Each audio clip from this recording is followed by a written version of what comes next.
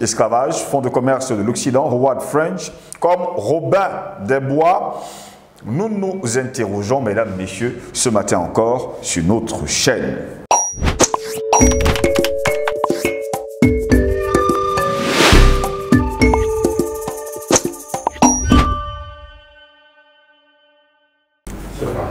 Mesdames, Messieurs, bonjour, très heureux de vous retrouver sur Panafricaniste TV, la chaîne de télévision de Panafrique. Panafricaniste, votre chaîne de télévision qui vous apporte le meilleur de l'information sur un plateau d'or. Bienvenue à toutes et à tous à cette autre édition de Parole aux Panafricanistes. Howard French déclare l'esclavage a été la base de l'essor européen et de la création de l'Occident. Ce ne sont pas mes termes, ce sont ses termes. C'est l'un des essais historiques en lien avec l'Afrique les plus attendus de cette rentrée. L'édition Calman Levy publie la traduction en français de l'ouvrage d'Howard French, Born in Blackness. L'universitaire et journaliste américain y décrit, au travers d'une fresque de plusieurs siècles, le rôle, selon lui, central de la traite négrière dans la naissance du monde moderne. Un rôle qui, dit-il, a souvent été sous-estimé, voire invisibilisé. La traduction française de ce livre est intitulée « Noire origine ». Howard French est, bien sûr, l'auteur de cet ouvrage. Il y parle longuement. D'ailleurs, il dit que l'histoire de mon livre commence au XIVe siècle, au début de ce siècle, quand les Africains, notamment dans l'Empire du Mali, réalisent des contacts avec le Moyen-Orient. Ce faisant, l'Europe découvre l'existence d'une grande quantité d'or dans le Sahel, ce qu'on appelle le Sahel aujourd'hui. Et cela lance l'ère de l'exploration, des découvertes et la traite négrière des esclaves. L'année 1326, un empereur du Mali, du nom de Mansa Moussa, a fait un pèlerinage à la Mecque en passant par le Caire. Il transportait avec lui un grand cortège de plus de 10 000 hommes et femmes. Et aussi quelques tonnes d'or. La quantité exacte n'est pas connue, mais les historiens disent souvent à peu près 17 à 18 tonnes d'or que transportait Mansa Moussa du Mali vers la Mecque en passant par le Caire. C'est pas moi qui le dis, 17 à 18 tonnes d'or. Quand on dit 18 tonnes d'or, c'est 18 000 kilogrammes, mesdames, messieurs, transportés par les chevaux, par des chameaux, par des dromadaires. Nous sommes là au XIVe siècle. Il a distribué tout cet or sur son passage à tel point qu'il a dû emprunter de l'argent pour retourner au Mali. Et cela a créé une vague de curiosité non seulement dans le Moyen-Orient où le prix de l'or a chuté, mais aussi loin aussi que l'Espagne et le Portugal. Et cela les a encouragés, surtout les Portugais, à commencer à construire des navires pour essayer de découvrir le point d'origine de ces métaux. Et des secrets comme ça, il y en a plein dans ce livre, on va le dire, d'Howard French. Je parle bien sûr d'Howard French dans son livre Noire Origins. Pour répondre à nos questions ce matin, nous sommes avec Albert Alatola ici. Il est journaliste d'investigation, directeur de publication du journal Le Cactus. Bonjour 3A, bienvenue à vous. Certainement pas cette tribune. Je salue spécialement ce matin, ce ne sera pas un coup de gueule, mais un coup de chapeau aux révolutionnaires, n'est-ce pas, du Niger, qui sont engagés et qui sont déterminés à s'engager, n'est-ce pas, dans ce processus de décolonisation du Niger. Depuis quelques mois, ils se sont attelés, n'est-ce pas, à changer les dénominations, à la fois des avenues, des rues et des monuments qui portaient, n'est-ce pas, les stigmates qui portaient les noms, n'est-ce pas, qui évoquaient la France.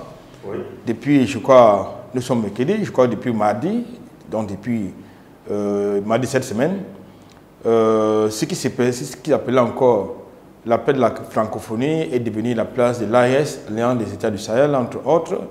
Vous avez un monument qui est désormais rebaptisé Thomas Sankara. Bref, le centre culturel qui s'appelait initialement franco-libérien, nigérien, ça a pris justement le nom de quelqu'un d'autre, c'est-à-dire c'était, je crois, Alassane Mustafa, un truc comme ça.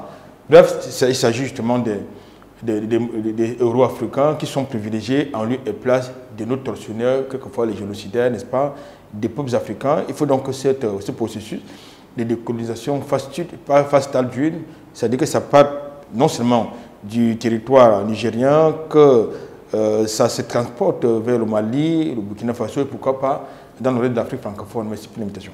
Très heureux de vous avoir, Albert Anatolaï. Ici, nous nous interrogeons esclavage, fonds de commerce de l'Occident, Howard French, comme Robin des Bois. Eh bien, il faut dire que Howard French a déclaré que l'esclavage a été la base de l'essor européen et de la création de l'Occident. Je pense qu'à l'image de M. Robert Bourgui, oui, qui nous a surpris il y a quelques semaines au travers sa sortie dans un média français, par rapport à son rôle dans la France-Afrique, il a également, M. Howard French révèle exactement les choses que nous savons déjà. Nous savons, par exemple, que le palais Élysée, le palais français, le palais présidentiel français a été construit par les esclaves, par l'agent des esclaves, par l'agent de la traite négrière. Tout comme nous savions déjà que la Maison Blanche a été construite par les esclaves, par l'argent des esclaves. Entre autres, le palais de Buckingham, du côté de la Grande-Bretagne, au Royaume-Uni, ça a été construit par l'argent des esclaves, l'esclavage, par l'argent de la traite négrière, par les esclaves. Et donc, du côté de Lisbonne au Portugal, il y a beaucoup de vestiges, n'est-ce pas, qui datent de l'époque de l'esclavage, qui sont le fait, n'est-ce pas, des croisades, j'ai envie de dire, d'esclavage. Donc, c'est pour dire quoi? C'est pour dire qu'en fait, ce qui nous intéresse dans ce livre qui a été écrit par un universitaire, journaliste américain, et que ce soit d'abord parce que c'est un blanc. Pour pas de manière triviale, c'est un blanc. Vous savez, dans l'imaginaire africain, quand ça sort de la bouche du blanc, c'est la vérité, même si ce n'est pas ça. Mais dès lors que ça sort de leur bouche, que cela soit consigné dans les écrits, des choses que nous disions, qu'on avons dit bien avant eux, ça devient très intéressant. Parce que lorsque nous disions, par exemple, que l'Europe et l'Occident d'une manière générale ont été construits par les Noirs et que la plupart des inventions que nous utilisons, qui servent aujourd'hui à la société contemporaine, sont les inventions des Noirs, il y en a qui nous prenaient pour, n'est-ce pas, les déréglés mentaux. Bien évidemment, c'est là. C'est-à-dire, M. Howard, ce qui nous intéresse fondamentalement dans son ouvrage, c'est deux choses, du point de vue de l'Afrique. Oui. La première, c'est que M. Howard nous fait comprendre qu'il a existé sur le continent africain un empire qui s'appelait l'empire malien. Au cœur de cet empire a régné un homme qui s'appelait Mansa Moussa, l'homme le plus riche du monde. Et je ne suis pas certain qu'on en trouvera encore dans ce monde, qui était très riche. D'abord, du point de vue de la démographie, du point de vue de sa fortune personnelle, du point de vue des inventions.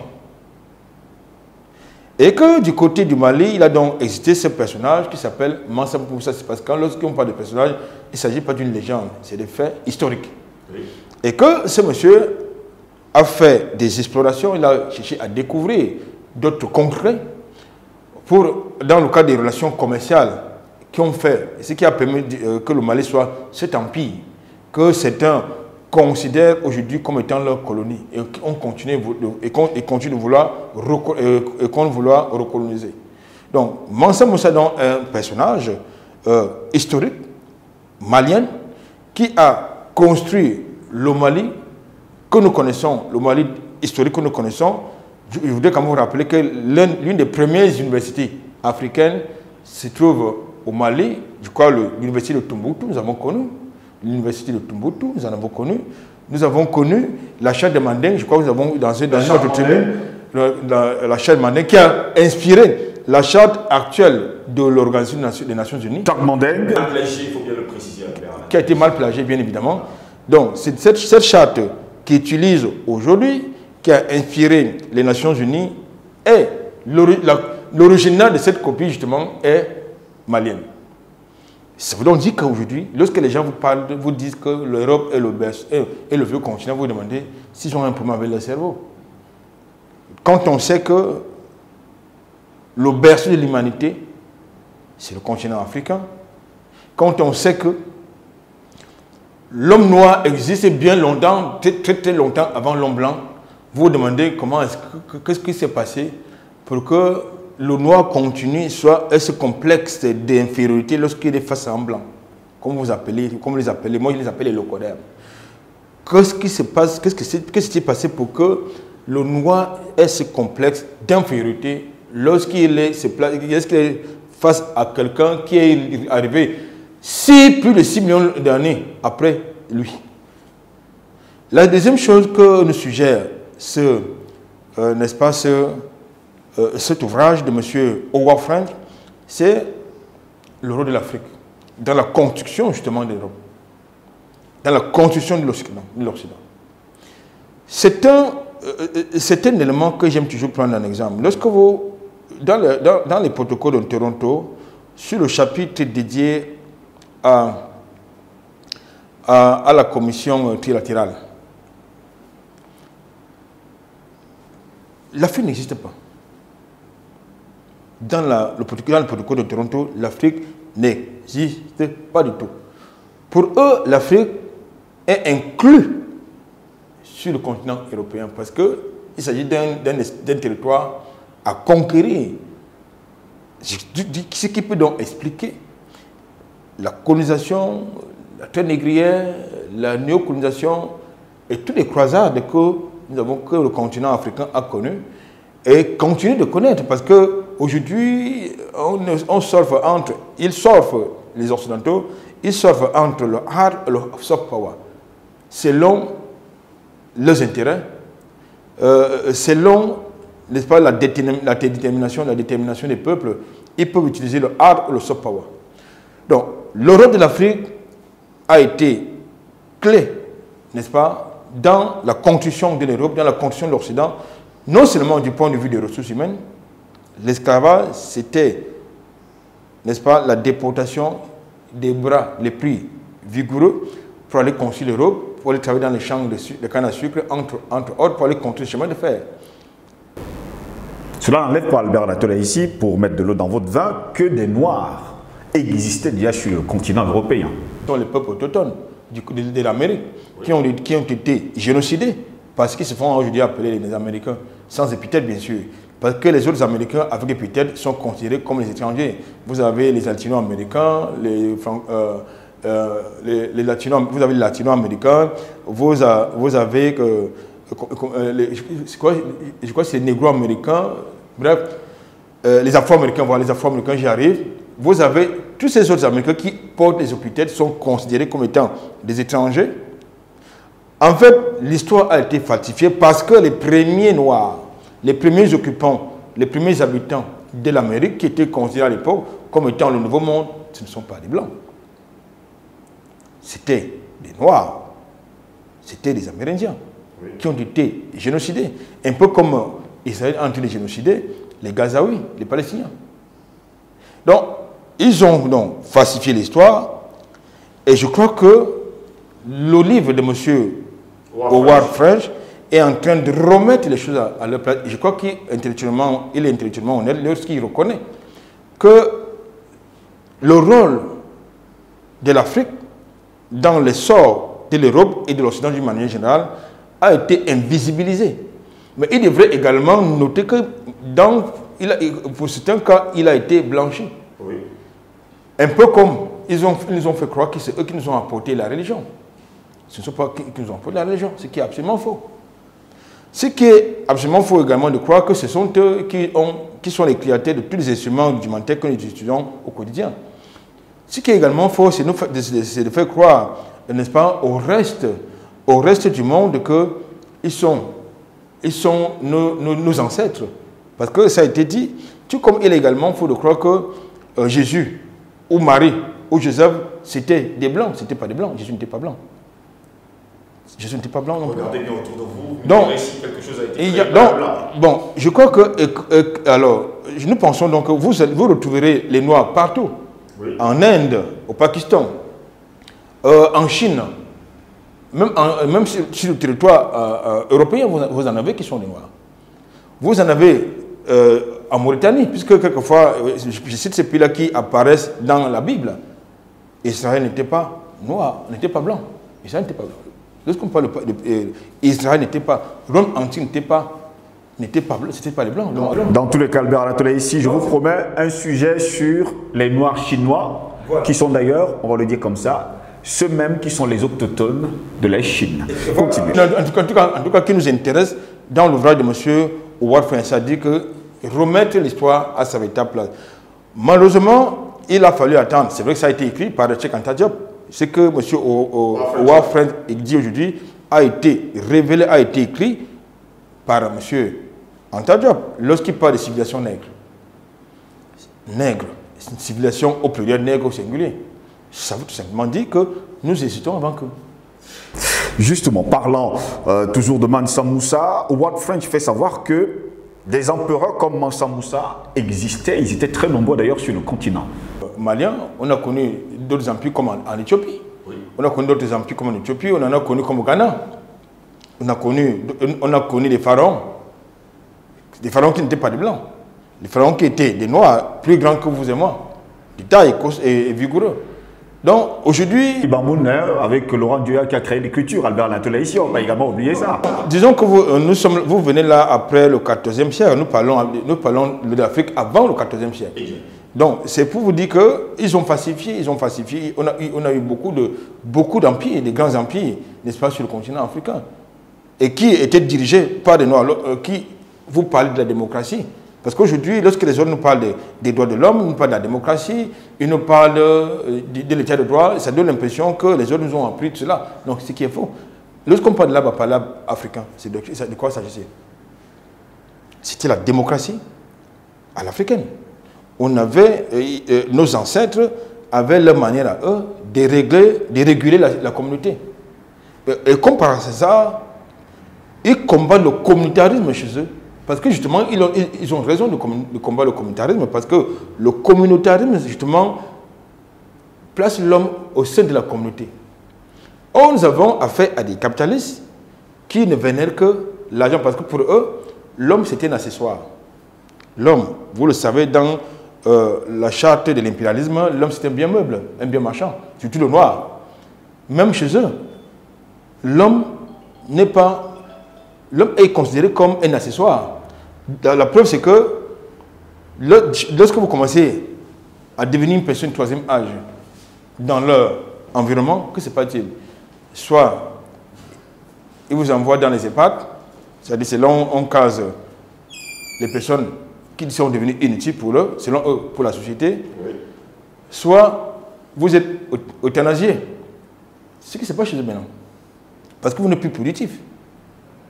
Alors, dans le contexte africain, une personne du troisième âge, c'est l'âge de la sagesse. Parce que vous avez des choses à transmettre à votre descendance. Donc, nous n'avons pas la même perception, ni la même compréhension de ces choses. Donc, c'est la raison pour laquelle ils combattent le communautarisme, parce que ça ne fait pas partie de l'ADN, ça ne fait pas partie de leur culture. Ce qui fait partie de leur culture, c'est le matériel. Est-ce qu'aujourd'hui, avec cette sortie du livre de Howard French, les Africains vont finalement comprendre qu'ils étaient les maîtres du monde, qu'ils étaient nobles, qu'ils étaient des rois, qu'ils étaient des empereurs, et qu'il est aujourd'hui de bon ton de reprendre cette dignité, cette souveraineté, de dire c'est nous les maîtres du monde? C'est-à-dire amener, parce que désormais nous avons, je crois, 3 catégories d'Africains. Vous avez des Africains qui sont décomplexés comme vous et moi, très intelligents, brillants. Vous avez des Africains complexés qui nous ont encore le complexe d'infériorité que j'ai convoqué tout à l'heure et qui pensent que même si un blanc est médiocre, il est incompétent, il est fort. Il faut donc, c'est à cela qu'il faut s'adresser davantage et surtout s'adresser également à ceux-là qui sont comme, j'ai envie de dire, les spectateurs qui observent. Oui. Et ils sont nombreux. C'est là qui vous dit, lorsqu'on les rencontre dans la rue, qui nous disent courage. N'est-ce pas? Ils demandent d'être courageux. En quelque sorte, ils ne sont pas concernés par ce que nous faisons. Ils nous demandent d'être courageux, ils apprécient ce que nous faisons. Ça veut dire qu'ils s'écartent. Mais en même temps, c'est les gens qui vont demain et qui d'ailleurs ils bénéficient justement du travail que nous faisons à l'image du sacrifice qui a été consenti par nos prédécesseurs dans ce combat. Thomas Sankara, Patrice Emery Lumumba, entre autres grands personnages combattants. Donc, dans le contexte camerounais, on ne peut pas citer l'histoire du Cameroun sans convoquer Oumyobé entre eux et ses camarades. Donc, il y en a qui pensent donc à leur temps, en ce temps-ci, ils ne veulent pas s'inspirer de l'histoire. L'histoire refuse de leur parler ou bien ils refusent de questionner l'histoire, de se référer à l'histoire, à savoir que les mêmes choses qui reprochent aujourd'hui à certains personnages de notre histoire, c'est-à-dire la trahison, la complaisance, ils répètent exactement la même chose, quelquefois inconsciemment ou involontairement. Il ne faut donc pas croire que notre travail va se limiter là. Nous avons encore beaucoup de choses, beaucoup de chemin à parcourir, ce d'autant que même du point de vue, n'est-ce pas, de la gestion de nos cités, lorsque vous ouvrez une business, vous avez l'impression que ça marchera que lorsque vous allez mettre un blanc à la tête de cette affaire-là. Bon, j'ai failli sourire, mais bon. Vous pensez que vous êtes convaincu que ça va marcher. Et très souvent, les incompétents ont des gros salaires. Ils ont tous avantages indus, bien indus, pour une rentabilité nulle. Donc, il faut donc sortir de ce schéma.